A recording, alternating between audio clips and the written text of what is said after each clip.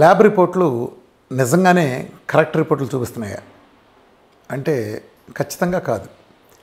అనేక ల్యాబుల్లో చాలా తప్పులు దొరుకుతున్నాయి. ఎలా ఉన్నాయంటే ఫ్యాటీ లివర్తో బాధపడితే అల్ట్రాసౌండ్ రిపోర్ట్ ఇచ్చారు. ఒక ల్యాబ్, ఫేమస్ ల్యాబే, ఫ్యాటీ లివర్ వచ్చింది పేషెంట్కి ఇచ్చారు. ఒక వాల్యూతో ఇచ్చారు. ఇచ్చి సబ్జెక్ట్లో liver is enlarged in size అని రాసి పక్కన సైజ్ ఇచ్చారు. కింద ఇంప్రెషన్లో గ్రేడ్ 1 ఫ్యాటీ లివర్. తర్వాత నెక్స్ట్ మన డైట్ చేశారు. 1 మంత్ తర్వాత, అంటే మన డైట్ చేస్తే ఫ్యాటీ లివర్ తగ్గి తీరాల్సిందే. సో ఫ్యాటీ లివర్ వచ్చేటప్పటికి గ్రేడ్ 2 వేశారు. వాళ్ళు కంగారు పడితే, ఇదేంటి సార్ అంతా మీద ఫ్యాటీ లివర్ ఎక్కడ చూసిన ఉపరితం తగ్గిపోతుంది, మేము కరెక్ట్గా చేసాము, ఎందుకుని వచ్చింది సార్ అంటే కంగారు పడితే నేను చెప్పిన షెడ్యూల్ కంటే ముందే వచ్చారండి. వస్తే చూసా, ఇంప్రెషన్లో గ్రేడ్ 2 ఉంది. పైన చూస్తే డ్రాస్టిక్గా తగ్గిపోయింది సైజు కూడా.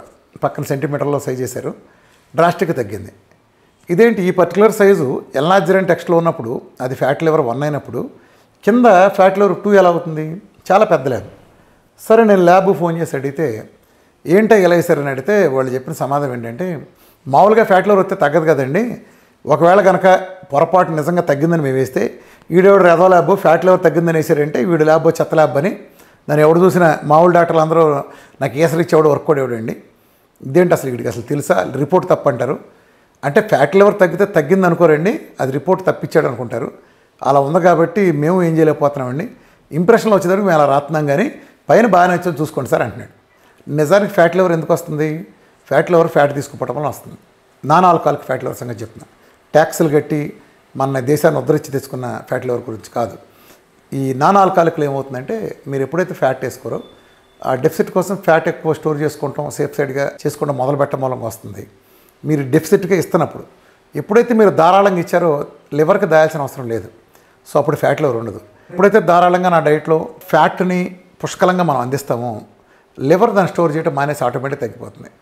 అలా కాకుండా మనం డాక్టర్ గారి దగ్గరికి వెళ్ళగానే ఎక్కువ మంది ఇచ్చే సలహా ఏంటంటే, మీరు ఆ ఫ్యాట్ ఏ మూలం వేసుకుంటున్నారో మానేయండి అని చెప్తారు. మానేస్తే గ్రేడ్ 1 కాస్త గ్రేడ్ 2 అవుతుంది, గ్రేడ్ 2 కాస్త గ్రేడ్ 3 అవుతుంది. ఇంకా ఊబిలోకి వెళ్ళిపోతారు, ఎప్పటికీ తగ్గదు. అట్లానే ఆటోఇమ్యూన్ వ్యాధులను నిర్ధారించే ఏఎన్ఏ ప్రొఫైల్ కనుక మనం చూస్తే ఒకే పర్సన్కి ఒకే రోజున 3-4 చోట్ల ఇస్తే 3-4 ల్యాబ్ రిపోర్ట్లు వస్తున్నాయి. ప్లస్ అక్కడ పక్కన వాల్యూస్ వేయరు, పక్కన ఏడీసీ సంబంధించి రాయరు. కొన్ని ల్యాబుల్లో మాత్రమే చాలా బాగుంటున్నాయి. దీంతో ఏంటంటే మేము మామూలుగా రామకృష్ణ హెల్త్ ల్యాబ్లో మా దగ్గరికి వచ్చే వాళ్ళకి మీ ఇష్టం వచ్చిన ల్యాబ్లో తెచ్చుకోండి చెప్తాం. ఎవరి ల్యాబ్ వాళ్ళదే, ఎనీ ఎన్ఏబిఎల్ ల్యాబ్ ఉన్నది మేము యాక్సెప్ట్ చేస్తాం, చూస్తామని చెప్తాం. కానీ ఇలాంటి వాటిల్లో కొన్ని ల్యాబుల్లో చేయించకండి అని చెప్పే పరిస్థితి తీసుకొస్తున్నారు. అడ్డగోలుగా ఉంటాయి ఒక్కొక్కటి. హెచ్బిఏవన్సీ నెలలోనే ఈ 15 ఉండేది 6కో 7కో వస్తుంది. ట్రైగ్లిజరైడ్స్ చూస్తే పెరిగి ఉంటాయి. అలానే హెచ్డిఎల్ ఏమో పెరిగి ఉంటుంది, ఎల్డిఎల్ ఏమో తగ్గి ఉంటుంది. ఇవన్నీ కూడా చెత్త రిపోర్ట్లు. హెచ్డిఎల్ పెరిగితే ఎల్డిఎల్ పెరగాలి, ట్రైగ్లిజరైడ్స్ తగ్గితే అది విఎల్డిఎల్ తగ్గుతాయి. నార్మల్గా మన డైట్తో సంగతి చెప్తున్నాను, డైట్ కాకుండా కదా వేరే విషయం. ఎల్డిఎల్ హెచ్డిఎల్ పెరగాలి మన డైట్తో. అట్లనే చెడ్డవైన ట్రైగ్లిజరైడ్స్ విఎల్డిఎల్ తగ్గాలి. కానీ వీళ్ళు ఏం చేస్తారు, చాలా ల్యాబుల్లో హెచ్డిఎల్ పెరుగుతుంది, ఎల్డిఎల్ తగ్గుతుంది, లేదా ఎల్డిఎల్ వైస్ వర్సా, లేదా ట్రైగ్లిజరైడ్స్ పెరుగుతాయి, హెచ్డిఎల్ పెరుగుతుంది. జాగ్రత్తగా మనం బుర్రపెట్టి ఆలోచిస్తే ఒకటి మంచి చేస్తున్నప్పుడు, ఒక డైట్ కానీ ఒక మందో ఇంకోటి మంచి చేస్తున్నప్పుడు మంచి పెరిగి చెడ్డ తగ్గాలి కదా, లేదా రివర్స్ అవ్వాలి. అదేంటి మంచి పెరిగి చెడు పెరగటం, లేదా మంచి తగ్గి చెడు తగ్గటం అంటే ఇది ఎక్కడ ఉంటుందా?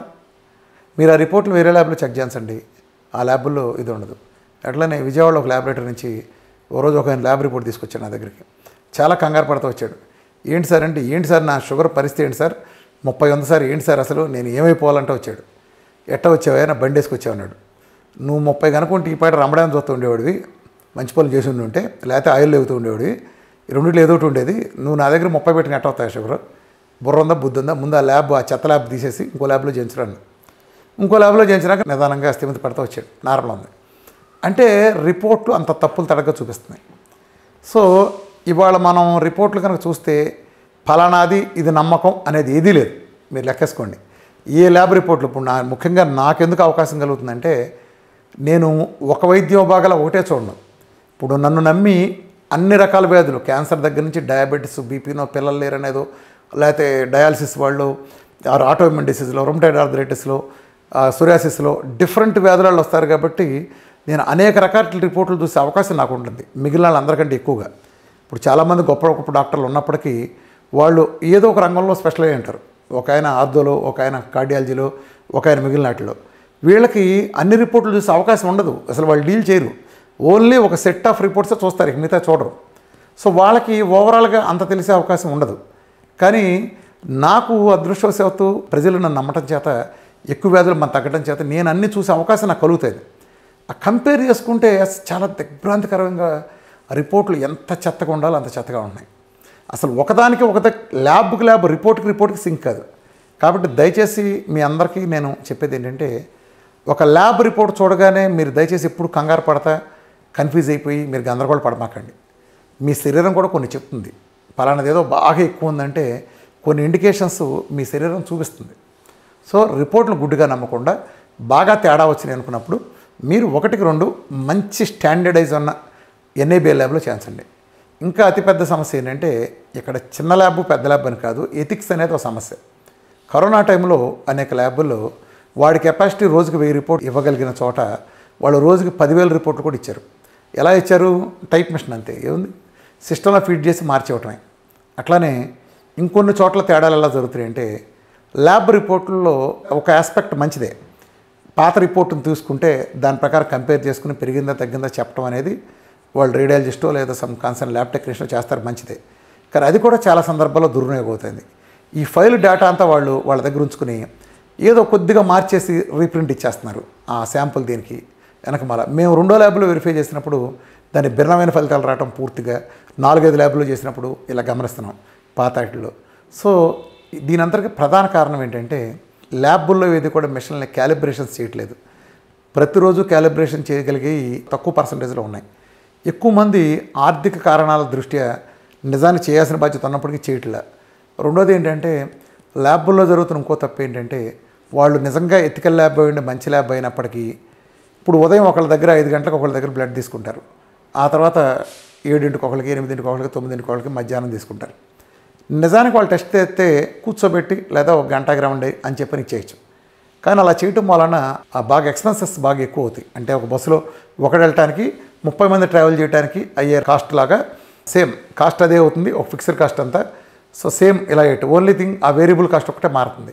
సో ఈ కాస్ట్ సేవింగ్ చేద్దామనే ఉద్దేశంతో వీళ్ళందరినీ కలిపి చేయటం, పొద్దున్న తీసిన బ్లడ్ శాంపుల్ని కొంచెం అజాగ్రత్తగా ప్రిజర్వేషన్లో ఉంచడం, ఈ మధ్యాహ్నం తీసిన లేటెస్ట్ది కలిపి 2 పెట్టడం వల్ల ఏమవుతుందంటే, లేటెస్ట్గా తీసిన రక్తంలోంచి రిపోర్ట్లు మంచి వచ్చినప్పటికీ ఉదయం తీసిన వాటిల్లో ఈ కెమికల్ మార్పులు జరగటం చేత ఆ రియాక్షన్స్కి తప్పు రిపోర్ట్లు రావటం ఇలా కూడా జరుగుతున్నాయి. సో ఇవన్నీ కూడా జాగ్రత్తగా వెరిఫై చేసుకుని మనకి చక్కటిది రావాలి. ఎందుకంటే ప్రభుత్వాల నుంచి కూడా ఈ నాణ్యతని నిర్ధారించే ప్రమాణాలు పేపర్ల మీద ఉన్నాయి తప్ప ఆచరణలో సాధ్యపట్టలేదు. NABL అక్రిడేషన్ ఉన్న ల్యాబులు కూడా కొన్ని రిపోర్ట్లు చూస్తే చాలా జడుచుకుంటాం. ఆ రేంజ్లో భయంకరంగా వస్తున్నాయి. కాబట్టి ప్రజలు అప్రమత్తంగా ఉండండి. ల్యాబ్ రిపోర్ట్లుని గుడ్డిగా నమ్మద్దు. నేను చెప్పేది ఇది, ఏ ల్యాబ్ని నమ్మద్దు. మీరు ఒకవేళ ఒక జబ్బు తగ్గిందంటే మీరు వెంటనే హుషారు పడకుండా ఇంకొకరు 1-2 ల్యాబ్లు చెక్ చేసుకోండి. ఉదాహరణకి ఇప్పుడు నా దగ్గర SLE తగ్గిన వాళ్ళు అనేక మంది ఉన్నారు. నేను SLE తగ్గిందని మామూలుగా అయితే అలోపతిక్ భాషలో SLE తగ్గడం అసాధ్యం. SLE కానీ ఈ మన అనేక ఉన్నాయి ఆటోఇమ్యూన్ డిసీజుల్లో ANA ప్రొఫైల్లో ఉండే పాజిటివ్ తగ్గడం వాళ్ళకి అసాధ్యం. ఒక్క మందు వాడకుండా మనకి 1-2 నెలలు తగ్గిన కేసెస్ నేను అనేక టెస్టిమోనియల్ కూడా పెట్టున్నాను. దానికి సంబంధించి నేను గుడ్డిగా ఒక ల్యాబ్ వాళ్ళు పుచ్చుకొచ్చే కానీ నేనేం చెప్పనండి. నా దగ్గరికి వస్తారు చాలా ఆనందంగా, సార్ 9 పాజిటివ్లు ఉన్నాయి సార్, 9 పాజిటివ్లు 1 మంత్లో రివర్స్ అయిపోయినాయి సార్, మీ డేట్ సూపర్ సార్ అంటే అక్కడి నుంచే పెద్ద నమస్కారం పెట్టుకుంటూ వస్తారు. వద్దులే, ముందు కొంచెం తగ్గుండే, అది నువ్వు అనుకున్నట్టు ఏ ల్యాబ్లో చేసావు ఈ ల్యాబ్, ఇది పెద్ద ల్యాబ్ నేను కాదంటలే, కానీ అప్పుడే వద్దు, గంతులేసే ముందు ఇంకో ల్యాబ్ కూడా చేద్దాం, నువ్వు ఇంకో ల్యాబ్ కూడా వెళ్ళు, ఫలానా ల్యాబ్లో చేయించుకురా ఆ రిపోర్ట్. తీరా చూస్తే ఆ 9 పాజిటివ్లు కాస్త నెగిటివ్ అయినాయి, కాస్త మళ్ళీ 2-3 తగ్గి ఇంకా 7 ఇంకా పెండింగ్ ఉంటాయి, మళ్ళీ నిరుత్సాహపడటం. సో 1-2 సార్లు నిర్ధారించుకుని చేయటం చాలా మంచిది. మీరు పెద్ద డిసీజెస్లో కూడా ఈవెన్ పెట్ స్కాన్లో కూడా అనేక తప్పులు రావటం, పెట్ స్కాన్ చేస్తాం ఏమి లేదని వస్తుంది, అది తర్వాత బయాప్సీ చేస్తాం వెంటనే శుభ్రంగా ఫుల్గా ఉంది క్యాన్సర్ అని రావటం. అంటే వాటి పారామీటర్స్ కూడా తేడా ఉంటాయి. అట్లానే ఇంకొన్ని సందర్భాల్లో ల్యాబుల్లో ఏం పొరపాటు జరుగుతుందంటే, ఇప్పుడు ఉదాహరణకు విటమిన్ B12 కానీ లేకపోతే మీరు even for that matter triglycerides కానీ ఇలాంటి కొన్ని వాల్యూస్ చూసినప్పుడు వీళ్ళు ఒక లిమిట్ తీసుకుంటారు.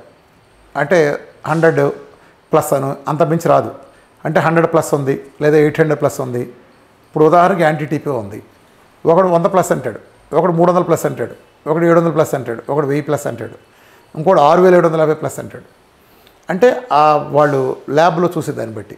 ఇప్పుడు ఉదాహరణకు ఒక పేషెంట్కి 1000 ప్లస్ అని నా దగ్గరికి వస్తే నెక్స్ట్ డైట్ అయిన తర్వాత 1 మంత్ తర్వాత వస్తాడు అనుకోండి, ఆ 1000 ప్లస్ ఉంటే అతను తగ్గలేదని నిరుత్సాహపడతాడు. సార్ తగ్గలేదు సార్ అలాగే ఉందని. నిజాన్ని తెలుసుకోవాల్సింది ఏంటంటే 1000 ప్లస్ అనేది ఉంటే ఎప్పటికీ మనకి ఎంత ఉందనే విషయం తెలియదు. కాబట్టి అక్కడ మనకు అబ్సల్యూట్ వాల్యూ కావాలి. 1000 ప్లస్ అంటే అది 10,000 ఉండొచ్చు లేదా 1010 కూడా ఉండొచ్చు. ఇప్పుడు ఉదాహరణకి 10,000 ఉందనుకోండి, ఆ 10,000 అనేది 1001 పడిపోయింది. అదేం చూపిస్తుంది? 1001కి పడిపోయినా 1000 ప్లస్ అని చూపిస్తుంది. అప్పుడు వీళ్ళు నిరుత్సాహపడతారు కదా. అంటే ఎగ్జామ్ రాస్తే నువ్వు పాస్ అయ్యావు తప్పావు అని చెప్తే ఎలా తెలుస్తుంది? నీకు ఎన్ని మార్కులు వచ్చినాయి, పాస్ అయితే ఎన్ని మార్కులతో పాస్ అయ్యావు, తప్పితే ఎన్ని మార్కులు తప్పావు, వివరాలు కావాలి కదా, ఇవ్వండు. అలాంటప్పుడు మీరు ఏం చేస్తారంటే ల్యాబ్ రిపోర్ట్లో అబ్సల్యూట్ వాల్యూ కోసం పట్టుపట్టండి. మళ్ళీ మీరు ఎప్పుడైతే 1000 ప్లస్ 800 ప్లస్ అని వచ్చిందో మీకు వాల్యూ తెలియదు. కాబట్టి మీరు నాకు అబ్సల్యూట్ వాల్యూ ఏమంటే అదే ల్యాబ్లోనే 99% వాళ్ళు చేసేస్తారు. ఎవరైనా లేకపోతే మీరు ఇంకో ల్యాబ్కి వెళ్ళినా సరే అబ్సల్యూట్ వాల్యూ తెలుసుకున్న తర్వాత మాత్రమే మీరు ఏ విధానమైనా సరే మీరు మొదలు పెట్టండి, అదే జబ్బు అయినా సరే. సో ఇలాంటి జాగ్రత్తలు తీసుకోండి. ఇవాళ అడ్వాన్స్డ్ మిషన్స్, అడ్వాన్స్డ్ టెక్నాలజీలు వచ్చినాయి. ఫాస్టింగ్ ఉంటేనే ఉండాలి లేదా తెలియదనేది లేదు, అద్భుతమైన వచ్చినాయి. అలానే ల్యాబ్ రిపోర్టుల్లో మీ అంతటి మీరు చూసి ప్రతి చెత్తదానికే కంగారు పట్టడం మానేయండి. అందులో 10,000 రకాలు ఇస్తాడు. మీరు ల్యాబ్ రిపోర్ట్లు కనుక చూస్తే ప్రతి చోట అనేక రకాల ఎంజైమ్లు ఎక్కువ తక్కువ దగ్గర నుంచి హార్మోన్లు ఎక్కువ తక్కువ దగ్గర నుంచి ఏదో ఒకటి ఇస్తాడు. అంటే ఏంటి? ప్రపంచంలో ఏ మనిషి పర్ఫెక్ట్ కాదని నిదర్శనం. కానీ చూసుకోవాల్సిన బేసిక్స్ కొన్నే ఉంటాయి. ఒక దాంట్లో 100 ఉంటే బేసిక్స్లో చాలా తక్కువ, వేళ్ల మీద లెక్కపెట్టే దగ్గర తక్కువ ఉంటాయి. అంతవరకు చూసుకుంటే సరిపోతుంది. మీరు కనుక ఎక్స్పర్ట్స్ గైడెన్స్ లేకుండా మీ అంతటి మీరు ల్యాబ్ చూసుకుని ప్రతిదాన్ని పక్కనుండే వాల్యూతో మీరు కంపేర్ చేసుకుని ఇది ఎక్కువ ఉంది ఇది తక్కువ ఉంది అని మీరు మీ అంతటి మీరు కనుక సంతృప్తి చెందటమో లేదా ఆందోళన చెందటమో దయచేసి చేయొద్దు. అట్లనే కొన్ని సందర్భాలు ఏం జరుగుతుందంటే మీ అంతటి మీరు రిపోర్ట్ చేసి నార్మల్గా ఉందని మీరు అనుకుంటారు. అది నార్మల్గా ఉన్నట్టు కాదు. అక్కడ బోర్డులోనే ఉంటేనే చెడు ఉన్నట్టు, బోర్డు లేకపోతే మన అద్భుతంగా ఉంది అనుకుంటారు. కాదు. ఈ రిపోర్టింగ్ చూసేటప్పుడు ఎప్పుడు కూడా మీ ఏజ్ ఫ్యాక్టర్లు అన్నీ కూడా మీరు దృష్టిలో పెట్టి చూడాలి. రిపోర్టింగ్లో మినిమం ఇస్తాడు, మ్యాక్సిమం ఇస్తాడు. ఇప్పుడు ఉదాహరణకి డి విటమిన్ 30 నుంచి 100 అన్నాడు అనుకోండి. ఇప్పుడు ఉదాహరణ చెప్తున్నాను. 30 నుంచి 100 అంటే మీరు 31 ఉంటారు, మీరు 30 ఉంటారు. అది సేఫ్టీలో ఉన్నట్టు చూపిస్తుంది. పక్కన ఇది మీకు ఏదో ప్రమాదమైన బోర్డులోనో రెడ్ లెటర్లు చూపించదు. సో ఇది నార్మల్గా ఉందని మీరు అనుకోవాల్సిన అవసరం లేదు. ఆ బోర్డర్ ఎప్పటికైనా దిగుతుంది. సో ప్రతి ఇండివిజువల్ వాల్యూని మీ ఏజ్ ప్రకారం, ఇప్పుడు ఉదాహరణకి 32 ఉదాహరణ చెప్తున్నాను, కొన్ని వయసు రీత్యా ఉండే హార్మోన్లు లేదా షుగర్ లెవెల్స్ కానీ థైరాయిడ్ లెవెల్స్ కానీ ఉంటాయి. మీ ఏజ్ ఎంత ఉందనే దాన్ని బట్టి ఆధారపడి ఉంటుంది.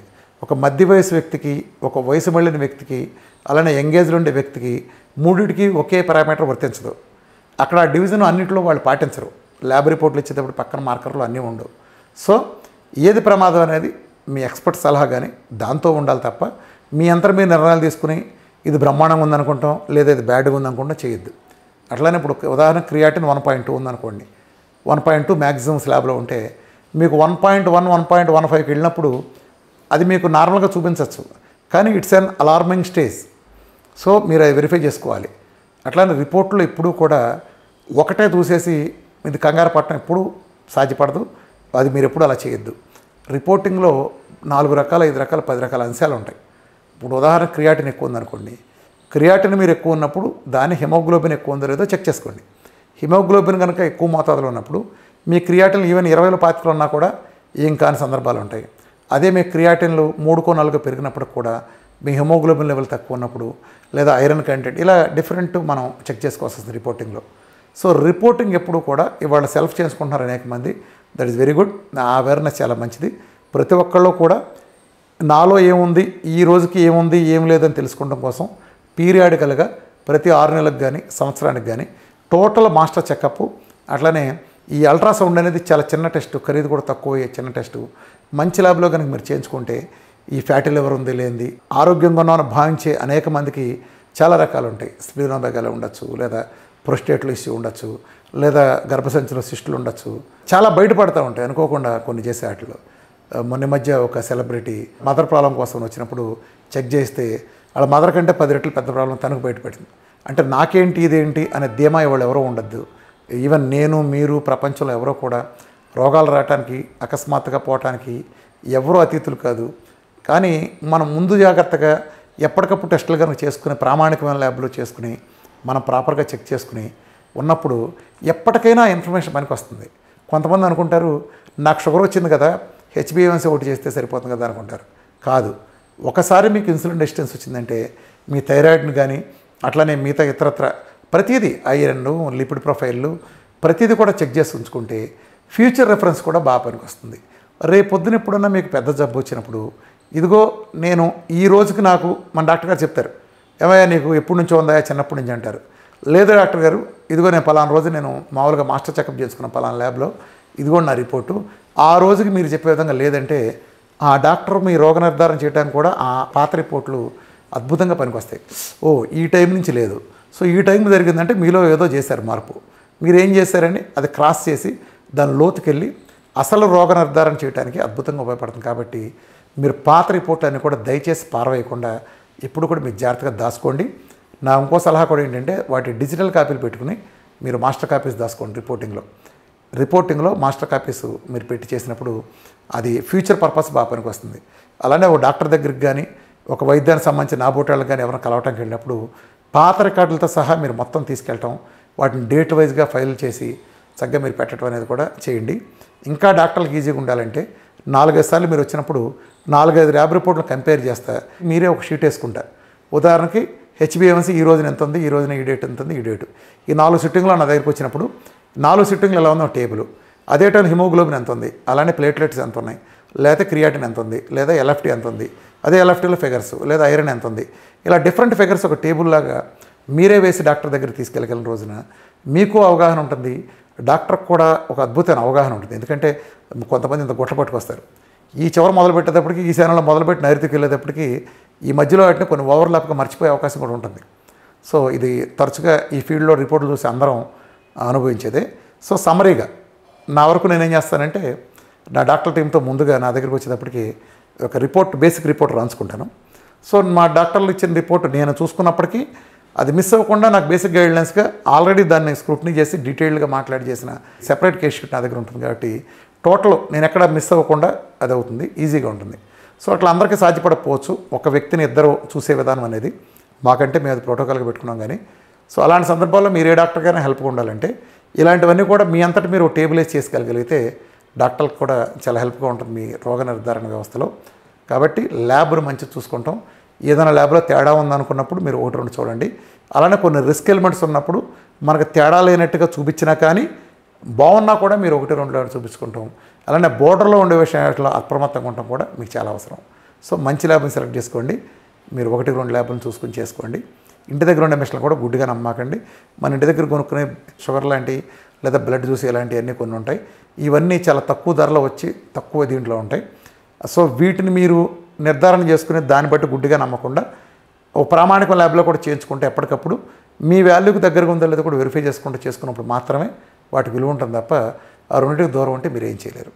ఈ జాగ్రత్తలన్నీ పాటించండి. Thank you very much.